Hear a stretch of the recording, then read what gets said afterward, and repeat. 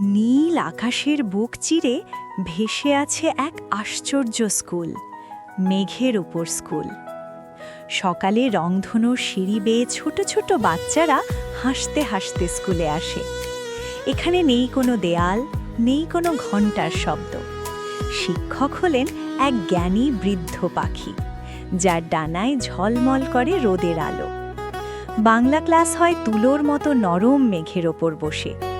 গণিত শেখানো হয় তারা গুনে গুনে, আর বিজ্ঞান শেখানো হয় রংধনুর রহস্য দিয়ে। টিফিনের সময় বাচ্চারা মেঘের ফাঁকে লুকোচুরি খেলে। কখনো হালকা বৃষ্টি নামলে সবাই মিলে বৃষ্টির ফোঁটা দিয়ে ছবি আঁকে। এই স্কুলে শাস্তি নেই, আছে শুধু ভালোবাসা আর কল্পনার ডানা।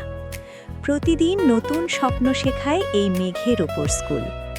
শেষে সূর্য ডুবলে রঙিন আকাশের পথে সবাই ঘরে ফেরে, কিন্তু তাদের মনে থেকে যায় এক টুকরো মেঘ আর হাজারো স্বপ্ন।